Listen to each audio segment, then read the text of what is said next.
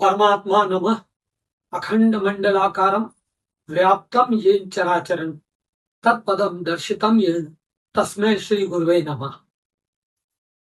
परमात्मा को प्राप्त करने का मार्ग हमने मन में कठिन कर लिया है। परमात्मा कोई वस्तु नहीं है कि उसे प्राप्त किया जा सके। परमात्मा किसी प्रकार का कोई गणित नहीं है कि तर्कों से उसे सिद्ध किया जा सके या प्राप्त किया जा सके। परमात्मा तो अनंत अनादि अखंड अनुभूति है, और ये अनुभूति उसको होती है जो शुद्ध हो, जिसके अंदर प्रेम हो, जिसके अंदर करुणा हो, जिसके अंदर परमात्मा को पसंद आने वाले गुण हो, वही परमात्मा की प्राप्ति की ओर अग्रसर हो सकता है।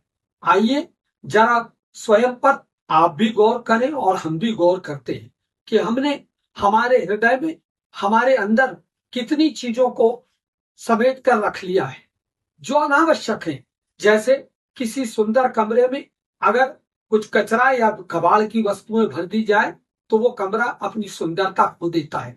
इसी तरह मन में, मस्तिष्क में, हमारे जहन में, हमारे विचारों में हम न जाने कितना कबाड़, कितना कचरा बाहर से ला करके भर लेते हैं। ईर्ष्या है, द्वेष है, हमारा क्रोध है, हमारे पाप हैं, हमारी अश्लीलता है, वासना के प्रति आसक्ति है। ये सब चीजें मिलकर हमारे हृदय को अशुद्ध कर देती हैं। तो फिर शुद्ध क्या है? हृदय शुद्ध कब होता है? शुद्ध तब होता है जब आप सत्य की ओर अग्रसर होते हैं। और सबसे खूबसूरत चीज है प्रेम, निश्चल प्रेम। जैसे जैसे आप प्रेम में डूबते जाते हैं, आपका अहंकार, आपका मैं पीछे छूटने लगता है। आप मैं से छुटकारा पा लेते हो। जब आप मैं से छुटकारा पाते हो तो आप अनेक प्रकार की व्याधियों से दूर हो जाते हो और परमात्मा में लीन होने लगते हो।